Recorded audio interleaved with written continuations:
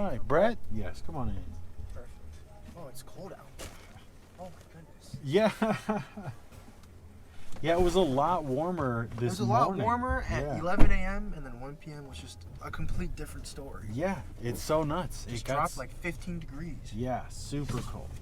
I had my shorts ready to go. I had my like, shorts as well. Yeah. I went to work with the shorts on, and I was like, "Oh, it's a nice day out." And then, Yeah. And then for the last 4 or 5 hours, I'm just shivering. Shiver.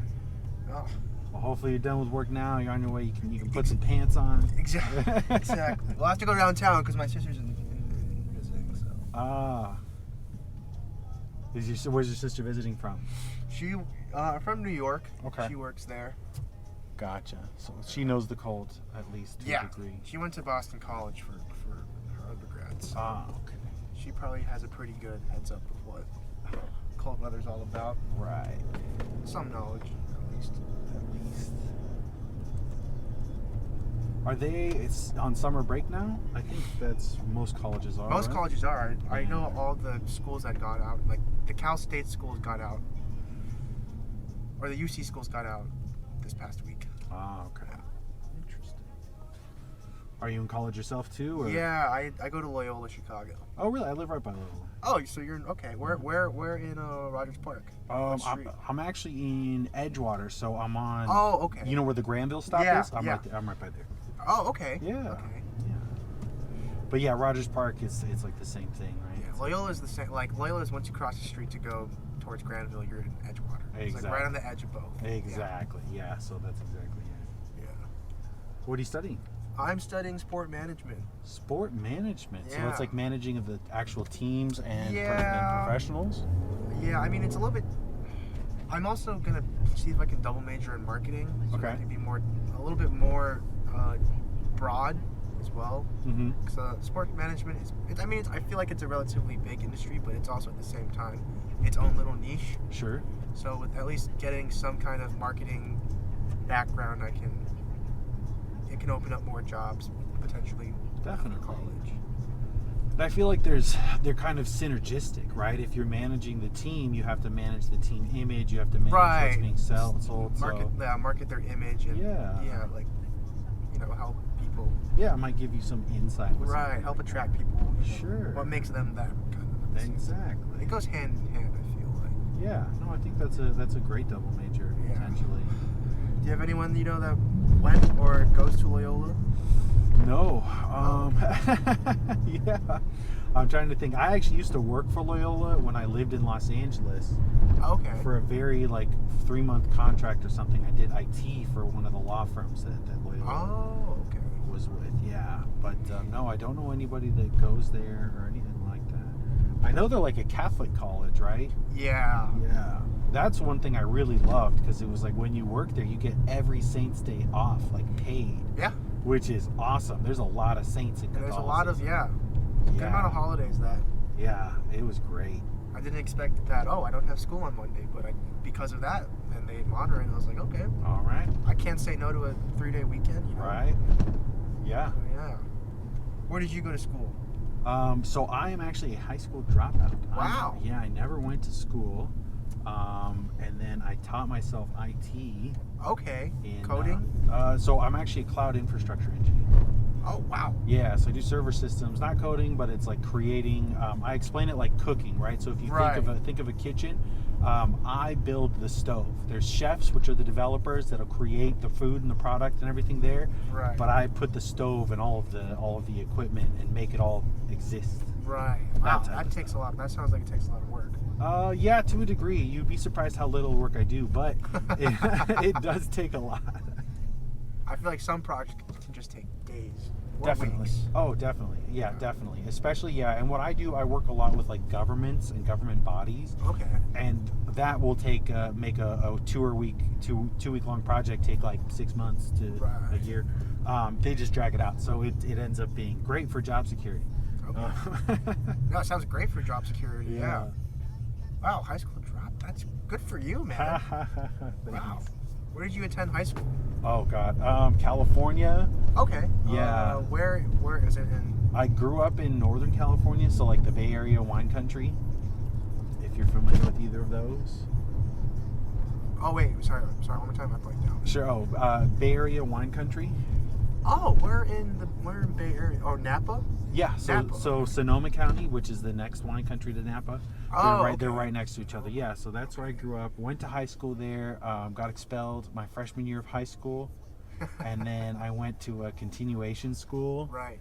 And they were like, you can do this. There's a test. So I have a diploma in the state of California because I got what's called the California High School Proficiency Exam. I took that, which it's not the GED. Right. It's a little bit different from that. Exactly. Yeah. It's a diploma, but only in the state of California. Right. Everywhere else, I'm a high school dropout. Okay.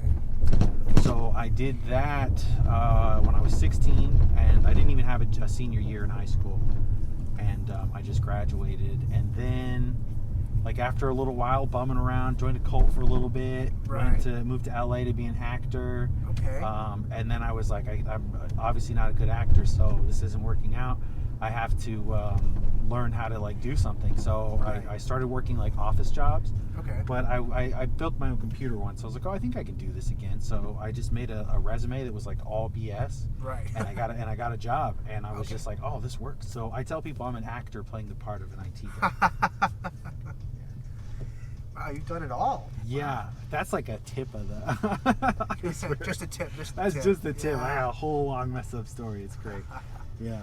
No, my parents lived in Oakland for a little bit. Oh, nice. Okay. Yeah. Nice. So once in a while we'd go back and just drive around the Bay Area. Yeah. Really nice. Oh, for sure.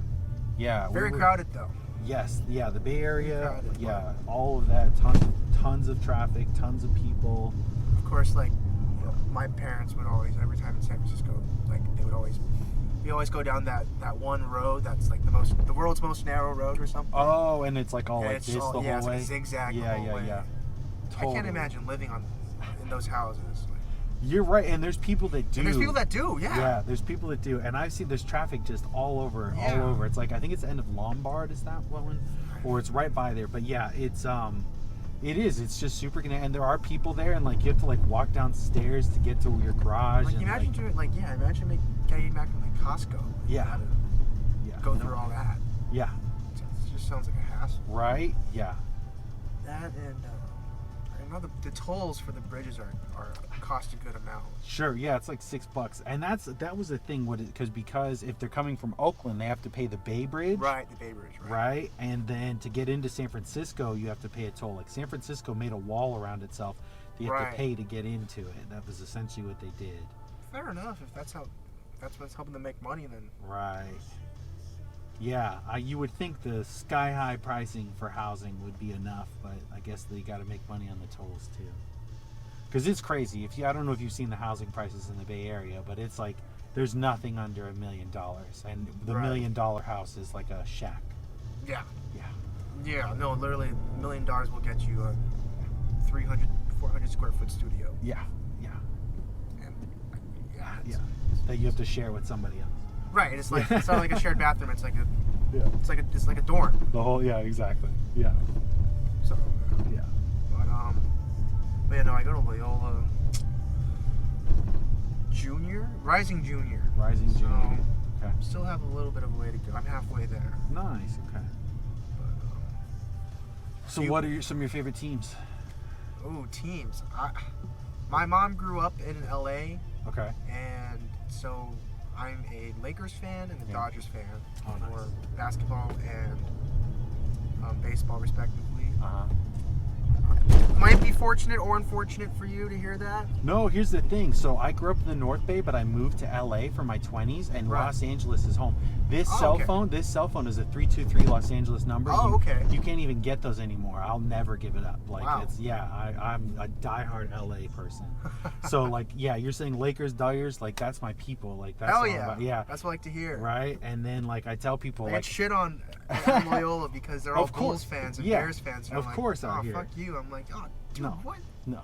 Can't we all just come to a peace agreement? Yeah. No, and then what is it? We got the Rams out there, so I tell people I'm not a sports guy. I don't follow them at all, but I'm I bleed purple and whatever other color the Rams are. I don't know what it is.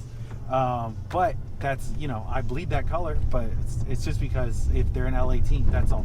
Yeah. That's it. What is it? Is there an LA hockey team? I don't know if there is, but if there is, they're my team now. Yeah, I'm a big college sports guy as well. Sure. My dad went to University of Michigan. Okay.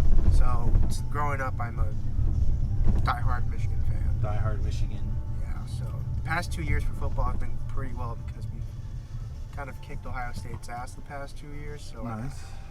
it's been pretty. The past 2 years have been treating me well in those terms. That's good. Or is it like Ohio Michigan? Is that a rivalry? Right. It's a big rivalry. Teams hate each other, and like Ohio State went on a nice little run where they beat us like 9 years in a row. Yeah. And so these past 2 years, we beat them twice in a row. So thank God. Mm-hmm. Because if we didn't, our head coach would have probably gotten fired. Oh no. So. Damn, that's probably. Well, at the time I thought, oh yeah, like he should get fired, and then he won. Yeah. And I was like, oh, you know what? Never mind. Sure. Oh yeah. Oh no, oh no, he might go to the NFL kind of thing. We need him back. We're gonna need him back. We need to keep him. We need to make sure he sticks around. Yeah. So, what teams, from a marketing perspective, would you say are doing it right, based on your understanding of it? I know the WNBA is definitely expanding, and definitely, I can tell with their marketing campaign, they're definitely trying to push to get more of an audience. Mm-hmm. WNBA, I mean, COVID was hard with a lot of teams. This thing wanted me to go into an alley. Sorry, but I'm gonna not. I think it's there's a Magnolia, car? right? Yeah, over there. But there's Magnolia over here, right? I think I can just go to that. Yeah. It's all right. Yeah. It's over here. Yeah, every now and then it says, "Oh, take the alley," but it's like that's not how this is gonna work. So you're saying WNBA, they're marketing correctly? I feel like they're doing it. They're getting a lot better. I know what a lot of people did to help. What a lot of different sports did to try and increase their audience. Obviously, Formula One has become really huge because of their partnership with Netflix. Oh, I didn't know they had a partnership. Or not? Well, yeah. Well, they have Netflix has a reality series with F1. And they just kind of go through a whole year of a F1 driver and the teams and all that, get in their personal life, get in their competitive life when it comes to racing and all that, and that really brought an audience from people around the world to really like get drawn into and involved with them. Sure, they made it more personal. Yeah, that's really smart. That's really smart. Like I did not know a lick about F1 until I saw the series, and I love watching F1 now. Wow. Yeah. So I know there's a lot of sports teams that are kind of like following that wave that F1 created, because F1 was really the only sport league that was like, that really got that. They were kind of the guinea pig, but did really well. Mm-hmm. And so because of that, they gained a huge like crowd following, and so I know golf is working with them, is doing the same thing with Netflix, where Netflix is releasing something with golf, but it's like the same format. I think it's the same producers that did Formula One is doing the same thing for golf, so they could get more attention. And also with golf, and there's another one, golf and tennis. Okay. Because everyone, because like with golf and tennis, I feel there's some kids know everything about those two sports, but I feel like in general, no one really just sits and watches golf and tennis on their TV for the 4 hours straight.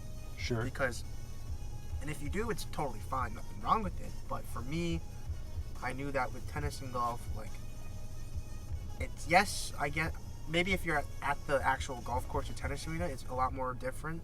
But if you're looking at it from a TV, it just gets boring after a while because it's just repetitive. Sure, it's just the ball going back and forth.